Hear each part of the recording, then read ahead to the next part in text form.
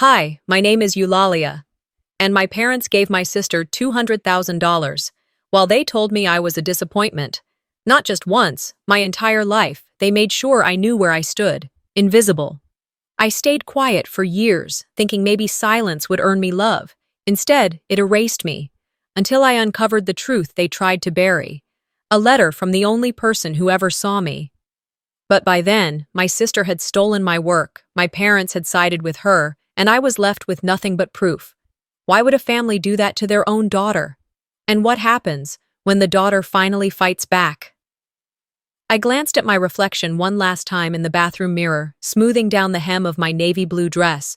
It wasn't new, but it was dependable, like armor I'd worn through countless evenings where I wasn't sure if I'd be welcomed or merely tolerated. I dabbed at my lipstick, inhaled deeply, and reminded myself, you don't owe them a performance. You're here because you still believe there's something worth salvaging. The invitation had come the week before. My mother's voice clipped and formal over the phone. We're having a small celebration dinner next Friday. Family? Some close friends? You should come. No explanation, no warmth, just, you should. And against better judgment, I said yes. It was 7:15 p.m. when I arrived at my parents' house, tucked in one of Austin's older, manicured suburbs. The fall breeze danced with jasmine from the front hedges, brushing against my skin as I stepped up the stone path I'd walked 100 times before. But tonight, it felt foreign, as if I were visiting a house from someone else's memory. Inside, soft jazz trickled from hidden speakers, laughter drifted from the dining room.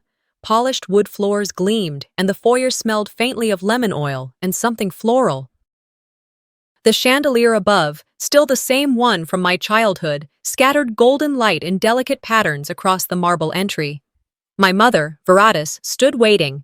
Her smile was poised but not quite warm. Her eyes flickered across my dress like she was evaluating fabric more than daughter. Eulalia, come in. We were just about to begin. No hug. No, how are you? Just that carefully measured voice of hers. My father, Malric, followed with a silent nod, hands clasped behind his back like a man guarding secrets. And then there was Tryphena, my older sister, already stationed by the grand table like a queen awaiting her coronation. She wore emerald, of course, always knew her colors. Her hair was pulled into a sleek twist, earrings glinting as she offered me a nod, not unlike the kind you'd give a familiar server. A handful of familiar faces filled the room, family friends, old work acquaintances of my parents, our Aunt Sybil, and even a few of Tryphena's business contacts. Every eye registered me briefly and then flicked away. The prodigal daughter. The question mark. The table was stunning. Candlelight wove its way through crystal goblets and fresh-cut roses. Linen napkins folded into elegant shapes. I took the seat next to Tryphena. She barely acknowledged me, her attention fixed on her phone before sliding it away with a polished smile. When I first got the call, I allowed myself a foolish thought. Maybe this was about me. Maybe they'd heard about my small studio landing the boutique design contract downtown. It wasn't a massive win, but it was mine. I thought, perhaps foolishly, that they were proud, that maybe, just maybe, they wanted to celebrate me. I came because a part of me is still that girl waiting to be seen, not just tolerated. The courses passed slowly: roasted beet salad, creamy squash soup, a main of rosemary lamb and garlic potatoes. Conversation drifted across real estate, politics, Tryphena's recent spa retreat in Sedona. Then Veratis stood, champagne glass in hand, her expression sharpening. To family, she began, tone practiced and steady. And to the future. Tonight, we honor progress, perseverance, and purpose. She turned to Tryphena, eyes gleaming. To our pride and joy, Tryphena, whose clarity of vision and relentless dedication remind us what legacy looks like. Applause, measured, polite, affirming. Tryphena smiled, eyes soft with satisfaction. Then, with a pause barely long enough to be polite, Veratis added, and to Eulalia, our dreamer, may she always find inspiration in her journeys. Laughter didn't follow, not even a chuckle, but the silence carried something colder. The word dreamer had weight here. It was code, a softened insult, wrapped in motherly civility. I raised my glass, fingers trembling slightly, and offered the faintest smile. My pulse tapped angrily beneath my collarbone. I straightened my back, my throat tight. Then came the final blow. Malric stood, lifting a thick envelope from his jacket pocket. "We believe in supporting those who turn vision into action," he said, looking squarely at Tryphena. "That's why we're awarding you $200,000 to launch your wellness brand, a gift and an investment." Tryphena's mouth parted. Whether in surprise or theatrical grace, I couldn't tell. She unfolded the pages slowly, letting the weight of it sink into the room. Applause again.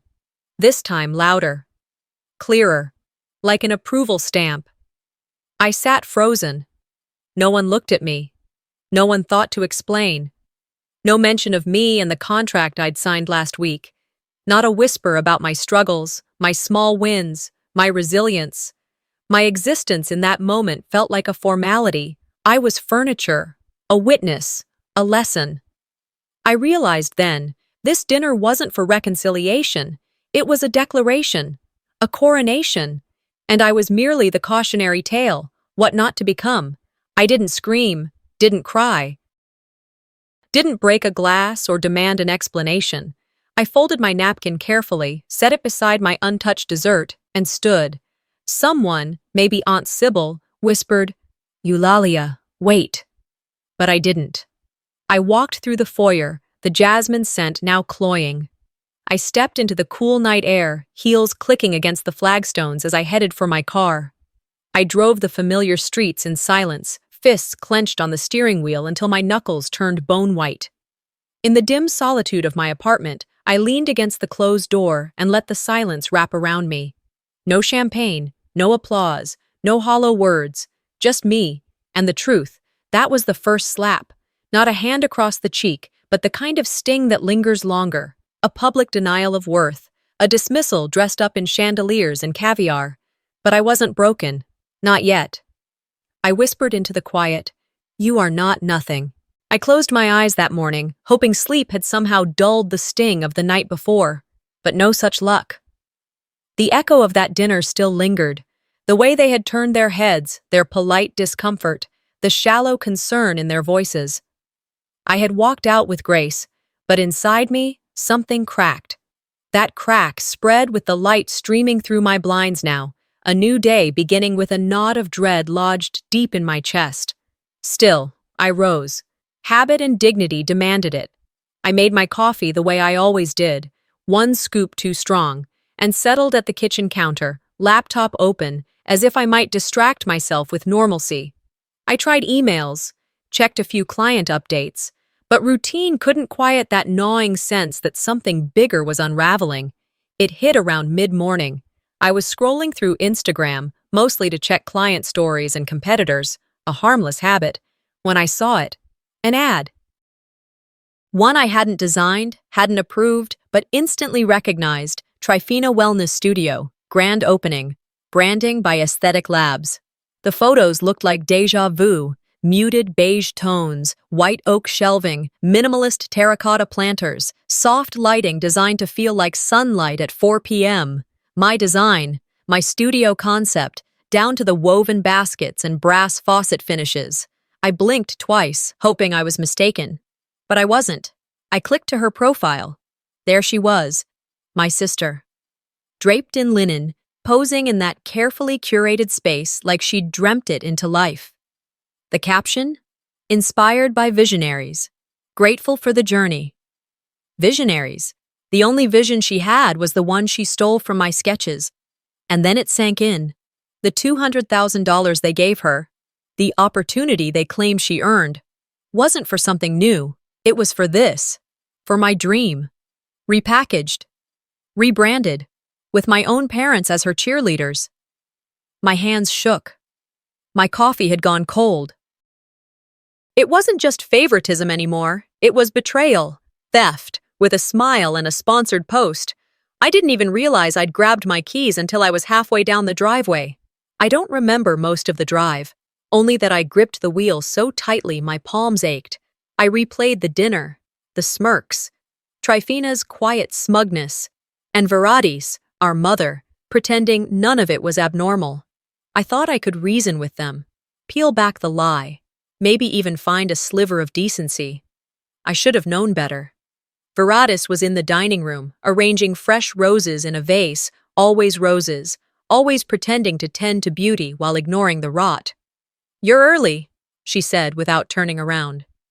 "Coffee?" "No." My voice was flat. "I saw the ad. Trifina's studio. It's my design, Mom. You knew that. Did you know she used my branding?" She kept fluffing the petals, deliberately slow. Then, without looking up, "At least your sister knows how to sell a dream." My throat tightened. "Excuse me?" She finally turned, calm, unbothered. "You've always had good ideas, Eulalia, but you get stuck. Trifina executes. That's the difference." I felt winded. That's not a compliment. That's a justification for stealing. Malric was in the living room, glued to the news like always. He didn't look over, didn't say a word. He never did when it came to us. "You talk like I don't work hard," I said, "like I haven't built every inch of that studio myself." Her reply was surgical. "You always thought you deserved more than you earned." I stood there, blinking, as if those words would vanish if I waited long enough, but they didn't. And neither did she. I left before she could turn her attention back to her roses. Back at the studio, the space felt different. Dimmer, maybe. Or maybe it was just me, carrying the weight of that morning. I unlocked the door and stepped in slowly, as if expecting ghosts. My sketches were still on the walls, large translucent sheets pinned like old ambitions. I touched one, traced the curves I'd drawn by hand. That soft arch, the recessed shelf detail. The design I labored over for months, tweaking it between coffee breaks and heartbreaks. Now it lived under someone else's name. And suddenly, I wasn't just angry. I was 9 years old again. Watching Trifina twirl in a brand new dress while I waited to hem down hers from last season. I was 14, getting straight A's while she got cheers for showing up. I was 26, signing my first client while Mom told me not to get ahead of myself. It had never mattered what I achieved. They always waited for her to catch up, and then handed her the trophy. I sat down hard in the center chair. The studio felt hollow now, like someone had scraped out its soul. Was this ever really mine? I thought. Or was I always building something for her to take? I turned to the stack of client proposals on my desk. Each page was hope, proof of progress. I flipped through them slowly, breathing in the ink, the effort. I wasn't going to burn it all down. Not yet, but I also wasn't going to pretend this didn't matter. Then Jenna called from the front. "Eulalia," her voice was cautious. "Tiffany Co. just pulled out. They're going with Trifina's brand. They asked if we'd honor her quote and give them a sister's discount." My mouth opened, but no words came. I stared at the phone in disbelief. They weren't just backing her. They were erasing me. One client at a time. I stood slowly, gathered my sketches, walked into the center of the room. Everything was quiet, too quiet. And in that silence, something hardened. If they thought I would fold, they didn't know me at all. Not anymore. The studio was quiet that night, long after the city outside had gone to sleep. I hadn't intended to stay so late, but something in me refused to leave. I worked until my hand ached from sketching, until the only light left was the amber glow of my desk lamp and the occasional shimmer of passing headlights on the wall. The silence didn't feel peaceful. It felt loaded, like it was waiting for me to crack. I sat there, staring at half-finished drawings, trying to convince myself that I was okay, that the walls I was building inside me were enough to keep their voices out. But even with all the progress I had made, the clients, the projects, the long nights of effort, my family's disregard still hit like cold wind through a cracked window. The next morning, I reached for my phone with the cautious hope of someone checking for a wound they already knew was there. I wanted good news. Just one thing to validate that I still mattered. It was Thursday. The kind of day that drifted between sunshine and overcast without making up its mind. I sat at my kitchen table, coffee cooling at my elbow, scrolling through my emails like a ritual. My inbox was mostly clutter, notifications, invoices, reminders I didn't need. But then a subject line caught my eye. Visionary Sisters Redefine Wellness Design. My breath hitched. The magazine was a major one, Modern Form, 1. I had admired since architecture school. I remembered the photographer visiting the wellness center I had helped design just 2 months prior. I'd walked them through the space myself, explained every detail, every intention. The writer had promised a full feature, a deep dive into the layout, the textures, the custom installations. I had waited for this moment, a spotlight I had earned. I tapped the link. There it was, my work. The flow of the reception area, the curve of the meditation rooms, the skylights that bathed the space in filtered gold. The wooden panels I had argued for in countless meetings, the ceramic art pieces sourced from local artisans, all of it. But then I scrolled to the bottom. Concept, Trifina. Execution, team at Trifina Wellness Studio. That was it. No mention of Eulalia. No credit. My name had been surgically removed, replaced with a sanitized version of the truth. A version shaped by someone else, my family. The footnote made it worse. Names provided by family for PR purposes. Family. The word glared like neon. I stared at the screen until my eyes blurred. Then I opened the contract folder on my laptop, found the agreement I had signed with the center's owner. My signature was there. My contributions were detailed in black and white. Legally valid. Emotionally worthless. They hadn't just overlooked me. They had erased me. On purpose. The week passed in fragments. Days collapsed into one another like dominoes. I poured myself into work, fueled by equal parts rage and desperation. I stayed up late sketching drafts for clients who did value my name, but even that validation felt hollow now. Then, on a dull gray Monday, a courier knocked on the studio door. I signed without thinking, thanked them automatically. It was only when I saw the sender's name, the law offices of Brentwick Hill, attorneys for the Callisto family estate, that my stomach dropped. I slit the envelope open with trembling fingers. Inside was a formal agreement, cool, crisp legalese. No emotion, just intent. This agreement acknowledges the irrevocable and permanent renouncement of any current or future claims to the Callisto family estate by Ms. Eulalia Callisto to ensure clarity of succession. The paper blurred. Words like forever and binding seemed to shout off the page. My hands felt too small to hold something this heavy. I didn't cry, I didn't scream, I just grabbed my keys and drove. Their house looked exactly the same as when I had last visited, a beige monument to curated perfection. Trimmed hedges, windows glowing soft yellow, like nothing was broken. I didn't knock. I walked through the side door and found them in the den.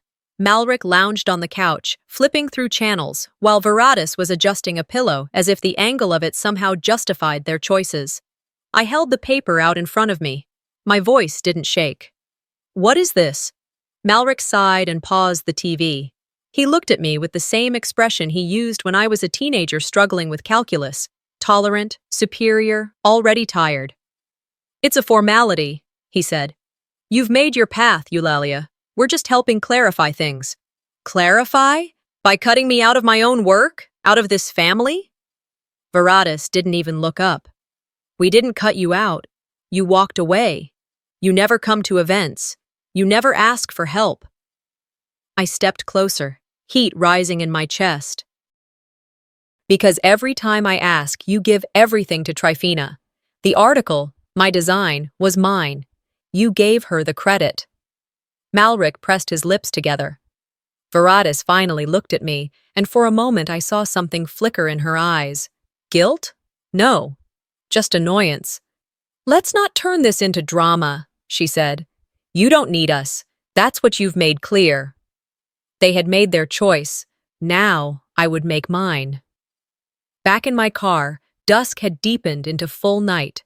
The world outside was still, but inside my chest was a storm I could no longer contain. I clutched the legal envelope, its corners damp from my grip. "They're not just ignoring me," I whispered to no one. "They're erasing me, Deliberately, legally, permanently. I stared out the windshield and saw fragments of childhood reflected back at me. A Christmas where Trifina's gifts sparkled and mine were thrifted. My science award tossed aside because Trifina had won a dance trophy. My name forgotten again and again. This wasn't about one article. This was about a lifetime of being made small. The ache inside me sharpened into something solid. I didn't want to cry anymore. I wanted to act.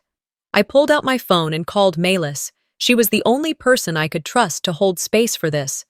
She answered on the second ring. Eulalia? My voice cracked just slightly. They sent me a legal agreement. They erased my name from that article. I was invisible. There was silence on the line. Then her voice came low and sharp. Your grandmother warned you. She said they'd try to shrink you to fit the version they could control. Don't let them. I remembered the cards Grandma used to leave hidden in my books, her tidy handwriting urging me to speak up, to hold my ground. I thought silence would make them see me, I said, but it's only made me disappear. Then it's time to be loud, she said, and unmissable. I exhaled, slow but steady. A calm started to rise in me, not peace but purpose, the kind of calm you feel just before you finally take back the pen. The drizzle had stopped, but the scent of wet pavement still clung to the breeze. I parked just outside a tucked-away cafe not far from my studio, letting the engine idle for a few seconds longer than necessary. My hands trembled on the steering wheel. I wasn't stalling. At least, that's what I told myself. Inside, the cafe buzzed with quiet life. Soft jazz, muted conversation, the hiss of steamed milk. I ordered my usual, a latte, extra foam. Familiar. Comforting. I sat by the window, where sunlight fractured through budding branches, casting restless shadows that danced across the sidewalk. Everything looked normal. But my world was anything but. My phone buzzed. I didn't want to look. But I did. Jenna. 3 clients sent formal cancellation notices this morning. No warning, no hesitation, just cold facts. My stomach turned. I felt my vision narrow, breath grow shallow. The rumors, the whispers, they were no longer abstract. The attack was real, coordinated, and it was working. By midday, the dam had broken. First, a longtime client, a retail giant I'd helped build from the ground up, sent an apologetic email. Your work was brilliant, but we're heading in a different direction. Different direction, my ass. I had practically created their aesthetic, but I took it with clenched teeth. Next came the spa, a boutique chain that once called me their design soulmate. They pulled out of our contract with a vague reference to brand realignment. A third blow followed, the wellness center I had dreamed of working with since grad school. Gone, not to someone better, to Trifina. That one hurt the most. I called them. Look, the director said, voice professional but impersonal. Your sister's aesthetic is trending now. She offered us a bundled package at half your rate. It's just business. Just business.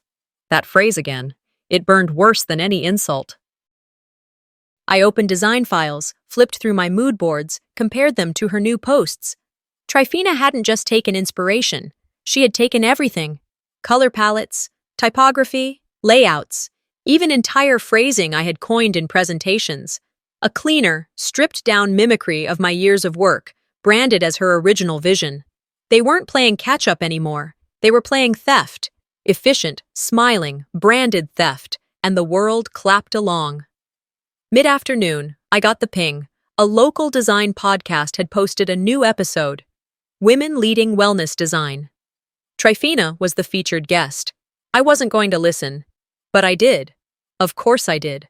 Her voice came through the speakers like syrup. Calm, measured, warm. I've always believed in sharing beauty, she said. I want to inspire young dreamers, even ones close to home, even some from my own family.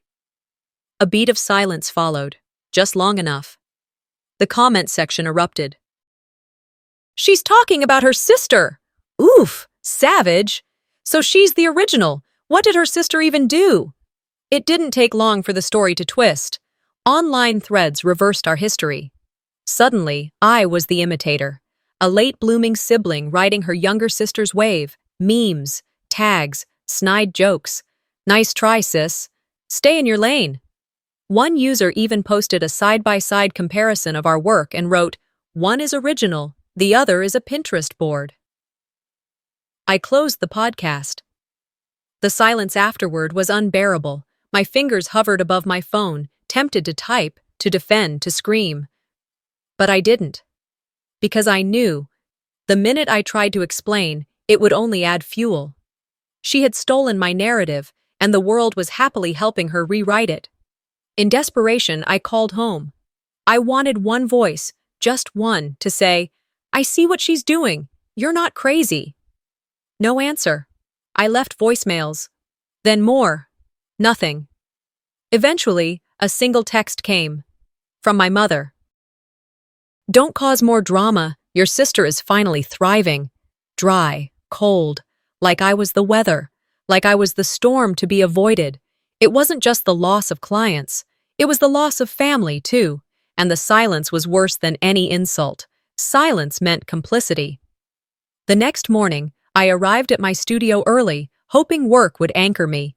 Instead, I stopped short at the front door. Spray-painted in thick, cruel black letters across the glass entry wall were two words: "Be original."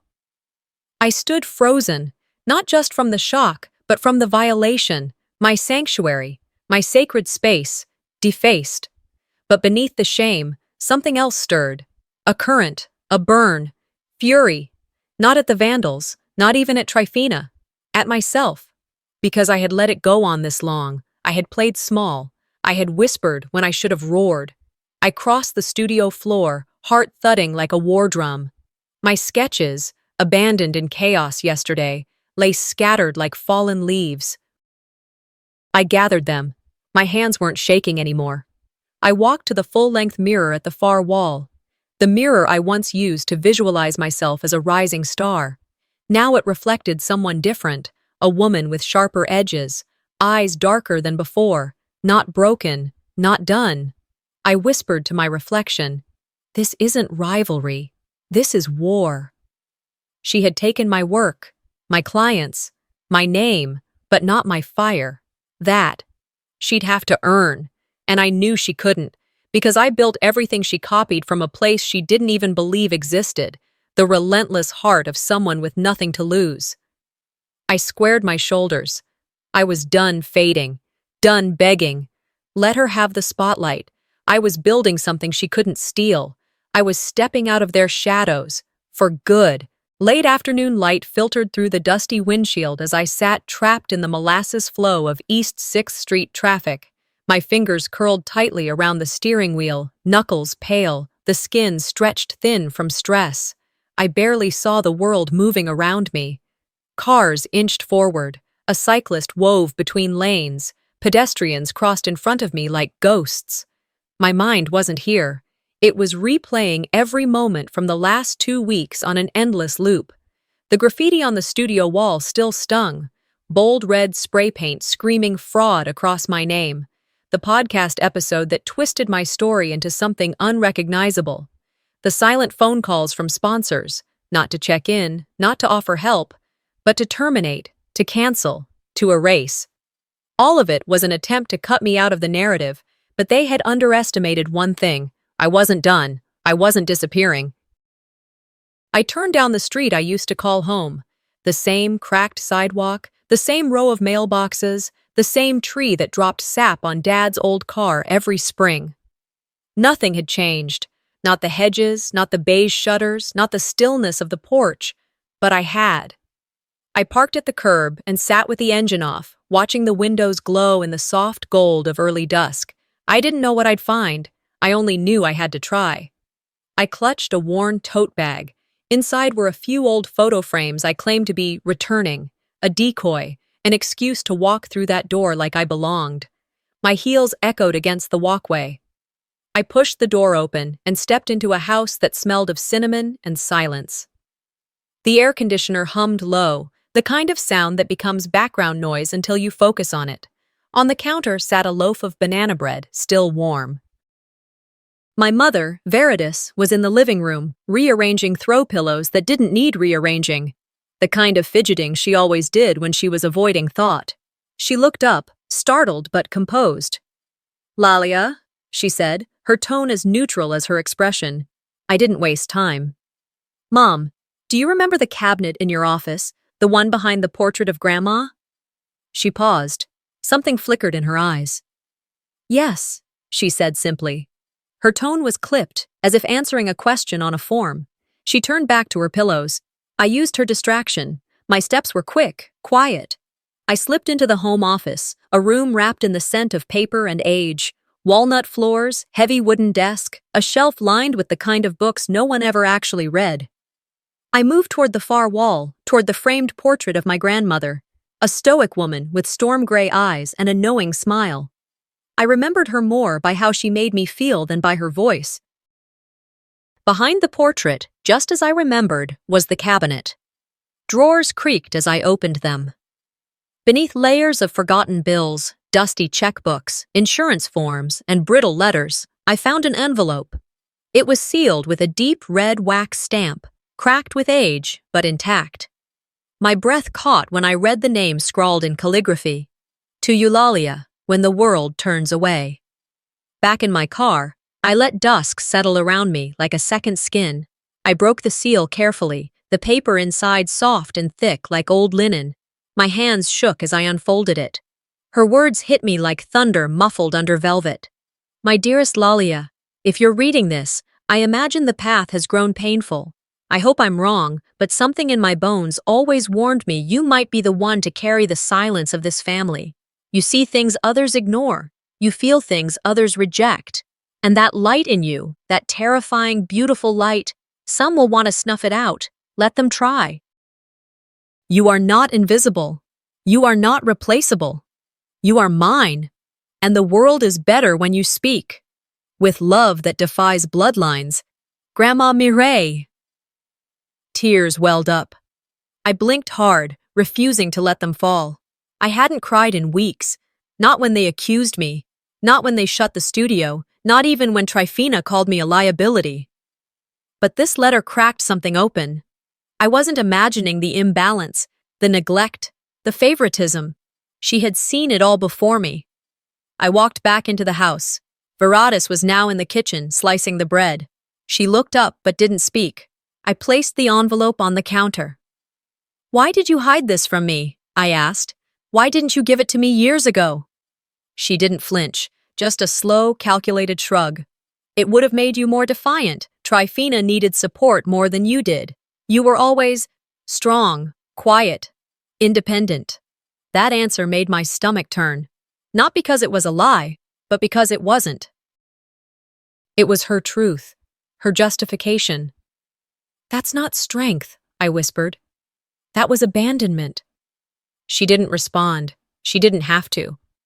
I walked out, not in a storm, not in rage, but with the kind of stillness that comes before an earthquake.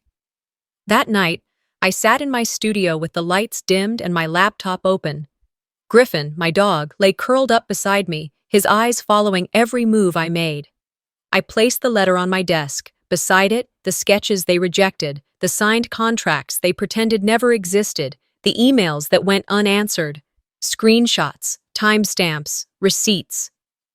One by one, I laid out the evidence like I was rebuilding myself from paper and ink, like I was reminding myself I existed, that I had always existed, no matter how many times they tried to scrub me out of the frame. I opened a new folder on my drive. I named it Proof. Not revenge, not exposure, just truth. They told their version of the story. Now it was my turn. And this time, no one erases me. I opened my eyes at dawn, the soft hum of the studio's air conditioner mingling with the stillness. Pale light crawled through the blinds, casting lines across the floor like the bars of a cage I was no longer confined within. For the first time in weeks, I didn't shrink from the morning. I didn't want to roll back into sleep and forget. Instead, a strange calm, cold, focused, resolute, settled into my chest. I got up. No hesitation, no second guessing. In the kitchen, I poured a cup of black coffee, no sugar, no cream. Just bitter clarity. I stood there for a moment, feeling the steam rise and curl around my fingers. This wasn't just another day. It was the day I stopped watching silently from the sidelines. By 6:23 a.m., I was at my desk. The folder titled Proof sat open like a digital time capsule, filled with the pieces of a story no one had bothered to hear. Original sketches scanned from my old notebooks. Emails dated months, some over a year, before Trifina's debut. Draft contracts, never signed, that outlined collaboration ideas I had once foolishly trusted her with. Video clips of prototypes and recorded Zoom calls.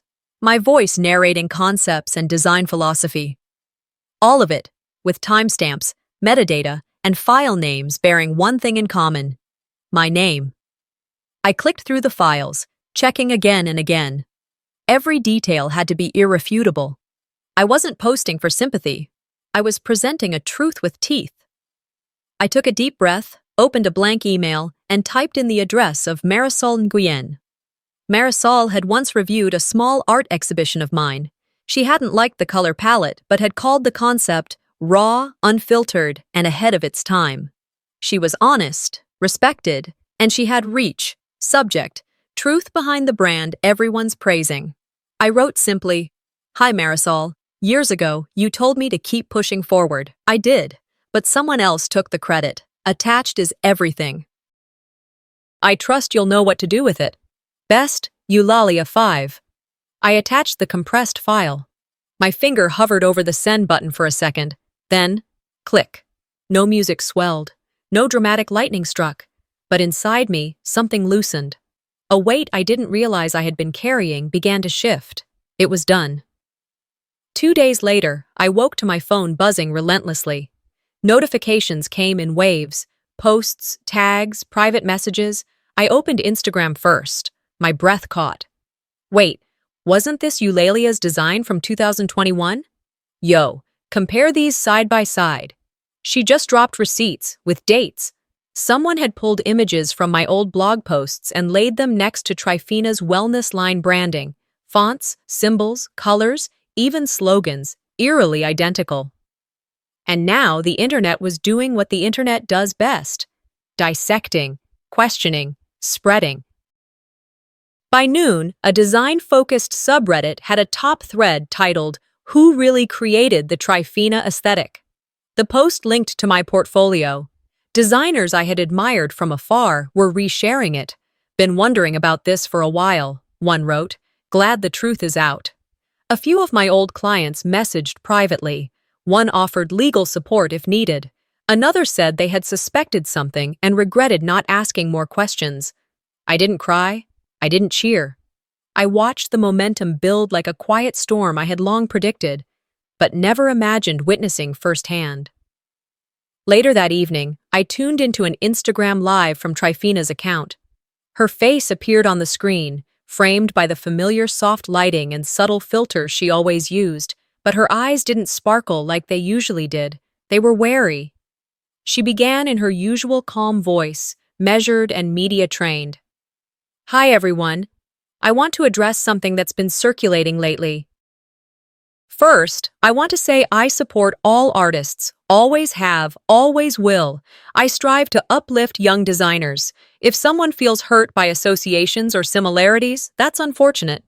She paused, letting the vague sympathy hang in the air, then, with a slight shift in tone, "But let's be real.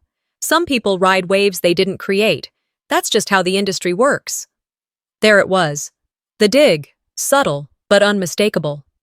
She ended the live without addressing me by name, but the message was clear. I was bitter. I was riding her coattails. That night, I watched as her follower count slowed. Comments on her posts turned. "You should explain more," one user wrote. "Why is this stuff dated before your launch?" Still, I didn't post a rebuttal. I didn't engage. I knew better. The truth didn't need a scream to be heard. It only needed consistency. The next morning, my phone rang. It was Veritas. I hesitated, then answered. Her voice was unreadable. No warmth, no anger. Just measured. What exactly are you trying to prove, Eulalia? I held the phone to my ear, heart steady. That I exist, I said quietly. That I won't be edited out. There was silence, a long one.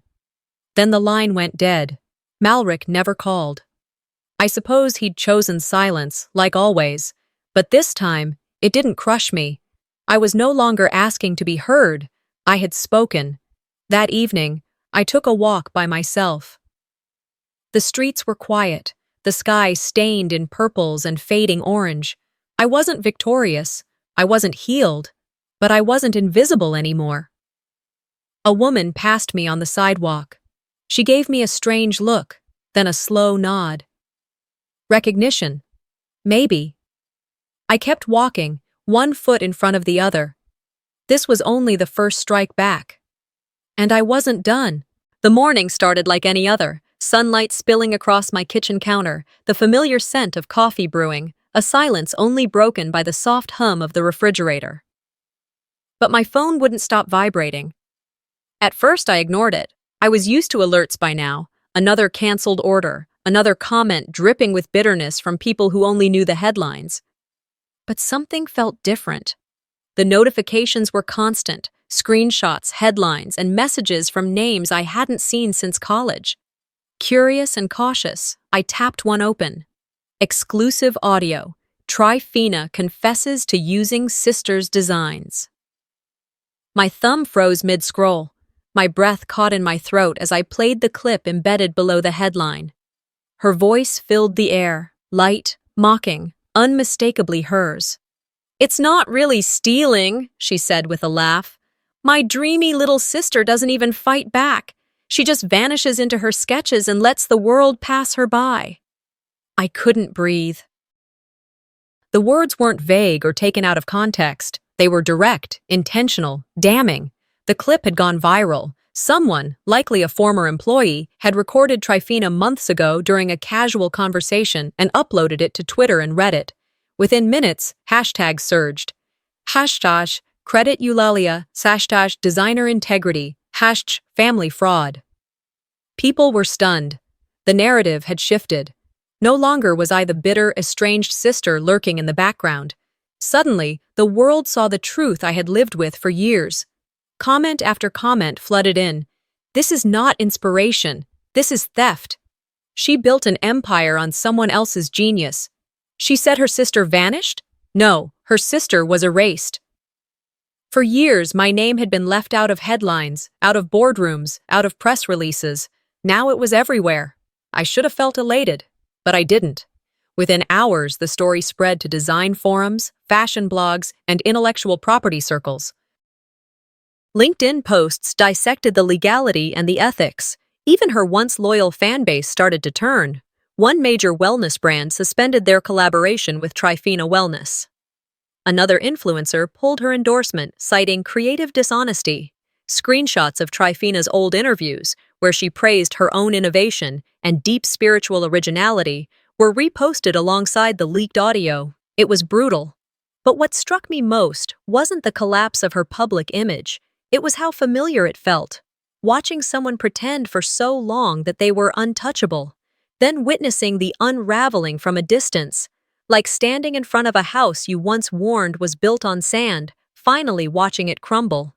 I didn't rejoice. I just sat in my studio, coffee cold in my hands, staring at the floor. I had been right, but being right doesn't always feel like winning. That evening, my father released a statement on the homepage of his company's website. "We regret any misunderstanding and support both of our daughters in their unique paths." That was it. No names, no apology, just corporate neutrality packaged as compassion. As if this whole thing was an innocent disagreement over breakfast plans. Then, hours later, my phone rang. Malric. "Eulalia," he said, his tone calm, practiced, rehearsed like a PR rep instead of my brother. "This isn't about taking sides. It's about protecting the family's name." I closed my eyes. "You had years to protect me," I said quietly. "You chose not to." He hesitated. "You're angry." "No," I said, the word cutting through the static. I'm awake. Then I hung up. For once, he was the one left in silence. The next morning, interview requests flooded my inbox. Journalists, podcast hosts, documentary producers, all eager to get my side of the story. They offered money, exposure, even a Netflix pitch. I turned them all down. Instead, I reached into my closet and pulled out my old DSLR. I dusted off the lens, charged the battery, and walked back into the space where everything had begun. My first studio, now faded and mostly forgotten. But it was mine. I filmed quietly. The camera moved across faded sketches pinned to the wall, some curled at the corners, others annotated with dates and notes in my grandmother's cursive. My earliest prototypes lay gently in boxes, their fabric worn but full of soul. I filmed the light streaming through the window where I used to sit for hours while the world slept. Over the footage, I recorded my voice reading from a letter my grandmother had written before she passed. You are not invisible. You are not replaceable. Your work has weight, and so do you. I never said Tryphena's name, never accused, never explained, just truth, my truth. That night, I uploaded the video to my personal website. I posted a single link to my socials with one caption: my work, my story. Within 24 hours, the video had 1 million views. People commented, "This is how you reclaim what's yours, with grace. The quietest, loudest video of the year. Not revenge, restoration." I didn't check every message, but I read the ones from students, artists, and women who said they finally saw themselves in someone who refused to be erased. As I closed my laptop that night, I felt my shoulders loosen for the first time in years. It wasn't triumph in the way the world defines it, but it was something powerful. It wasn't revenge, it was reclamation. The morning after the video went viral, I awoke not to the sound of alarms or deadlines, but to something far more surreal, silence that hummed with attention. Rain drew thin silver lines down the windows, whispering against the glass as if the world outside was waiting to see what I'd do next. I sat up slowly, letting the quiet seep into my bones. No panic, no pressure, just breath. I moved through the house deliberately, every motion grounded. I brewed tea, the scent of chamomile and lemon balm wrapping around me. The steam rose steadily as I stared out into the gray sky. Today wasn't just another day, it was a turning point. It came mid-afternoon. A short message from Melis, simple but powerful. Gala tonight. I arranged something for you. Be there. No details, no explanation, just that. My fingers trembled slightly as I reread it. The Austin Design Gala was the crown jewel of our field. Invitations weren't handed out casually. It wasn't just an event. It was a statement. Immediately, my mind began racing. Was this a setup? Was I to be paraded again like some footnote to someone else's legacy? Was Melis throwing me into another spotlight I wasn't prepared for? Before I could spiral further, another message blinked in. This time, they'll know exactly who you are. Something in those words shifted the ground beneath me. I stood up and walked to my closet. I chose a dress I'd never worn before. Creamy silk, soft as breath, fitted just enough to feel elegant, yet loose enough to feel like I could breathe. No flashy accessories. No heels meant to scream for attention. I wasn't here to dazzle. I was here to be. At dusk, I drove alone toward downtown. The historic Paramount Theater gleamed ahead, restored to its former glory. Marquee lights twinkling, red carpet rolled out, press swarming like moths to flame. I stepped out. My palms were damp, but my chin was lifted. Flashbulbs popped. I didn't shrink. I walked. Not in her shadow, not as an extension of someone else's brilliance, but as myself. The inside of the theater looked like a dream plucked from a designer's imagination. Deep blue drapes cascaded from the ceiling. Crystal chandeliers caught every glint of light, and tables sparkled with silver and navy centerpieces. Melis found me at the edge of the room and squeezed my hand. "Front row," she said with a sly smile. I followed. People turned to look. Some whispered, some stared longer, a few smiled. Most looked confused, trying to place me in their mental Rolodex of relevance. The gala unfolded with its usual pageantry, Opening speeches, recognitions, rounds of polite applause. Then the host stilled the room with a new announcement. Tonight, we debut a segment called Invisible Hands, Visible Impact. The lights dimmed. The screen above the stage flickered to life. And then, my world slowed. There I was. Not my face, not yet, but my fingerprints, my designs, my sketches, architectural renders, textures, fabrics, spaces that had once only existed in my notebooks, now animated on screen. Voiceovers from past clients filled the air, unknowingly praising the work I had done in silence for years. Then a line appeared across the screen in glowing white. For the mind behind the beauty you thought belonged to someone else. And the camera turned. To me, spotlight, audience rising, applause that thundered like rain on rooftops. I sat frozen, eyes wide, heart pounding. I didn't cry. I didn't collapse.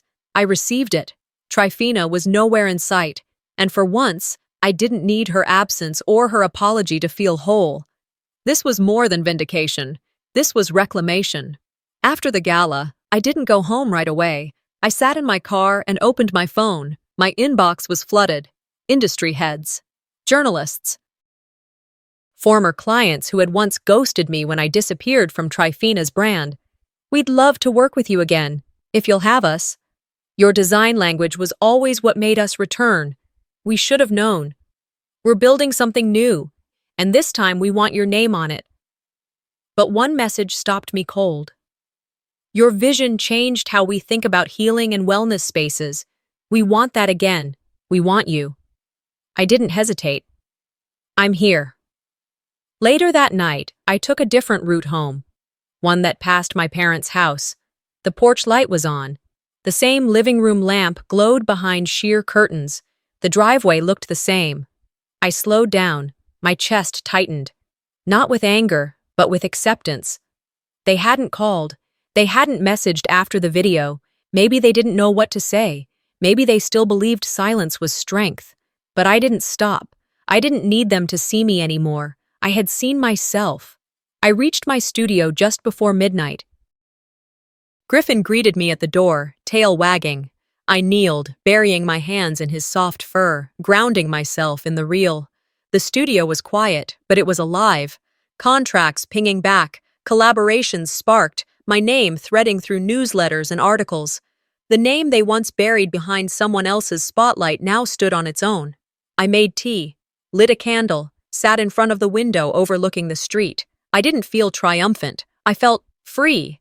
I had made my final choice, not out of revenge, not to prove something to them, but because I realized I don't need them to tell me I matter. I already do. I made myself visible, and I'm never going back.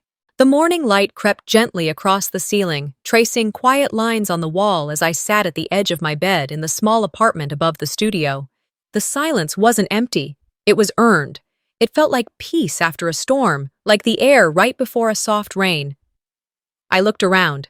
The space wasn't large or luxurious, but it carried warmth. Stacks of books with worn spines, a tiny clay pot with sprouting green, and above the shelf, a framed photo of Grandma, eyes still twinkling in the grainy silver. The scent of brewing coffee drifted in from the kitchenette. Griffin's leash hung neatly on a hook beside the door, but he was still snoring softly on his bed. I was alone, yes, but not lonely. I rose, stretching the stiffness from my limbs, and moved toward the window. With a quick tug, I pulled the blinds open. The city outside was slowly coming alive. Cars began to drift along the wet streets, shopkeepers rolled up metal gates, and joggers bounced past in flashes of neon. I held my coffee mug close, wrapped my hands around the warmth, and took a long, quiet sip. Something inside me had shifted. For so long, I had woken up waiting for a phone call, an apology, an explanation, waiting to be seen, not for what I could provide or endure, but simply for who I was. The ache of that wait had haunted me like a shadow, but today, that shadow felt thinner. The resentment I used to cradle like a shield had lost its weight. The validation I once chased felt unnecessary. The silence that had once screamed at me now hummed with clarity. Then came a knock. It was soft, just one, but enough to draw me from my thoughts. I opened the door and found a single envelope resting on the floor. No return address, just my name. No handwriting, no stamp. My brow furrowed. I picked it up, weighing it in my palm.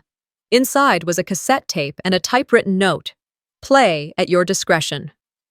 I blinked. It had been years since I'd held a cassette in my hands. The typeface was precise, deliberate, like someone wanted to keep their fingerprints off the message. At the bottom, a single line in bold. They listened. You should too. A chill ran down my spine. Later that evening, after a full day of client meetings and sketching out brand concepts on the whiteboard, I sat by the window with the cassette in hand. Griffin padded over and rested his chin on my knee. I slid the tape into my old player, the kind Grandma once used. I hesitated, heart thrumming. Then I pressed play. A moment of static. Then a voice. Her voice. Grandma's. To my granddaughter, Eulalia. My breath caught. They may overlook you now, but one day they will look up to you. My vision blurred. Her voice, soft, measured, brave, poured through the speaker like a balm. I didn't know Malis had found this. Apparently, while going through Grandma's belongings, she'd discovered a box marked, "For the day she's ready." Inside was this tape. And instead of keeping it private, she'd sent it to a nationally syndicated storytelling radio show. And they had aired it, on purpose, for the world to hear. Don't let them make you smaller, child. You are not a placeholder in anyone's story. You are the author of your own. My tears flowed quietly.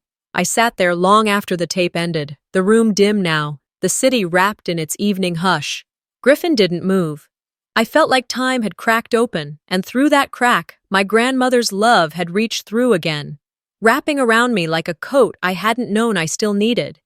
That moment, it changed everything. Not because the world finally believed in me, but because I realized I no longer needed them to. A few days later, I drove out of the city, just me and Griffin, to the quiet cemetery where Grandma rested.